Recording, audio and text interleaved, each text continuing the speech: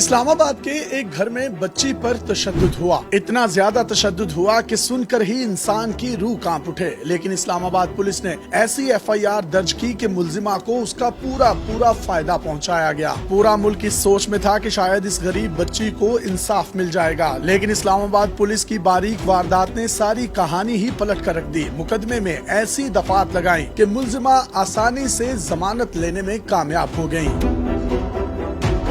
یہ کہانی ہے گھریلو ملازمہ رضوانہ کی۔ 23 جولائی کو اس کی والدہ کو سرگودا سے بلایا گیا۔ وہ اسلام آباد میں بس اسٹینڈ پر پہنچی۔ اسی دوران ایک بڑی گاڑی آئی، اس میں سے رضوانہ کو نیچے پھینکا گیا۔ رضوانہ بری طرح زخمی تھی، اس کی حالت انتہائی خراب تھی۔ اس کی ماں نے واپسی کی ٹکٹ کروائی۔ یہ رات کو 2 بجے سرگودا پہنچی۔ وہاں کے ہسپتال میں بچی کو داخل کروا دیا گیا، لیکن رضوانہ کی حالت ایسی تھی کہ اس کا علاج کسی بڑے میڈیکل کالج میں ہی ہو سکتا تھا۔ اسے لاہور کے جنرل ہاسپٹل میں ریفر کیا گیا۔ یہاں اس کے ساتھ ہونے والے ظلم کی کہانیاں اب آہستہ میڈیا کے سامنے آنا شروع ہوئیں۔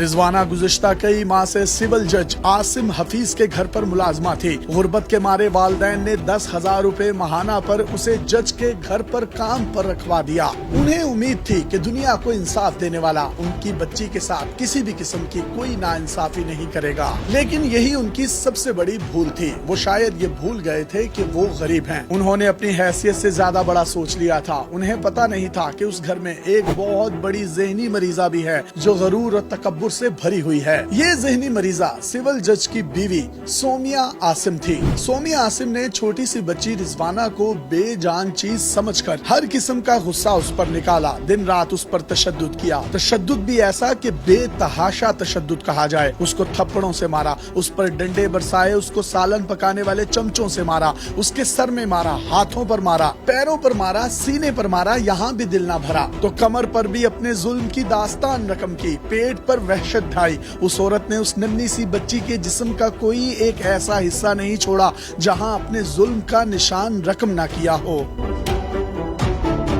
سومیا نے اس بچی پر اتنا تشدد کیا کہ اس کے دونوں ہاتھ توڑ دیے، اس کے گردے زخمی کر دیے، اس کے پھیپھڑوں اور جگر تک کو چونٹیں پہنچائیں، بچی کو بھوکا پیاسا رکھا، بڑی مشکل سے ایک وقت کا کھانا دیتی۔ تشدد کا شکار اس ننھی بچی کے سر کے زخموں میں کیڑے پڑ گئے، لیکن اس عورت کو ذرا بھی رحم نہ آیا۔ آخرکار وہ دن آ ہی گیا جب اس ظلم کا پردہ چاک ہونا تھا۔ پھر پوری دنیا نے دیکھ لیا کہ کس طرح مبینہ طور پر ایک شریف گھرانے سے تعلق رکھنے والی اس عورت کے اندر چھپا ہوا ایک وحشی درندہ سامنے آیا۔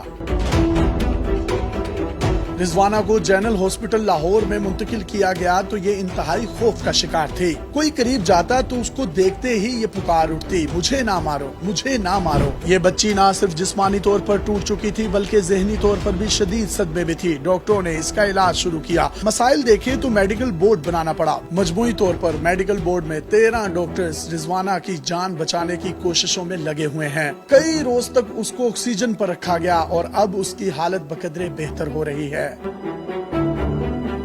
رضوانہ کے کیس میں 2 طرح کے رویے ہمیں دیکھنے کو ملتے ہیں۔ ایک طرف ڈاکٹر ہیں جو اپنی پوری کوشش کر رہے ہیں اور رضوانہ کی جان بچانے کی بھرپور کوششیں بھی جاری ہیں، جبکہ دوسری طرف اسلام آباد پولیس ہے جو جج اور اس کی بیوی کو بچانے کی کوشش میں مصروف ہے۔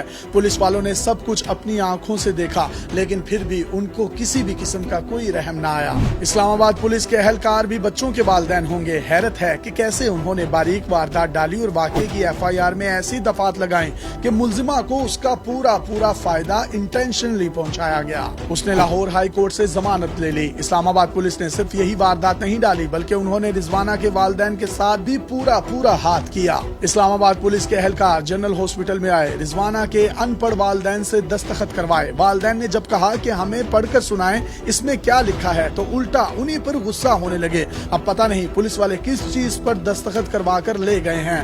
ہو سکتا ہے کہ کل کو کیس چلے تو یہ بات سامنے آ جائے کہ رضوانہ کے والدین تو پہلے ہی پیسوں کے عوض صلح کر چکے ہیں۔ یہ پاکستان ہے، لہٰذا یہاں کچھ بھی ہو سکتا ہے۔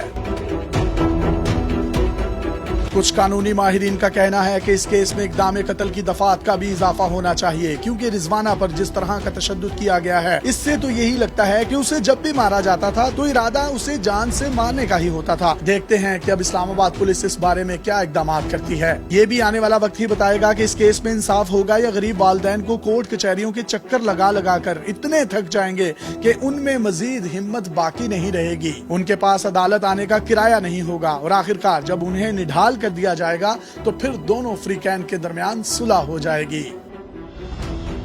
जुल्म और जालिम के खिलाफ डेली पाकिस्तान आवाज उठाता रहेगा। अपने मेजबान यासिर शामी को पाकिस्तान के सबसे बड़े digital media network daily Pakistan से इजाजत दीजिए और देखते रहिए डेली पाकिस्तान।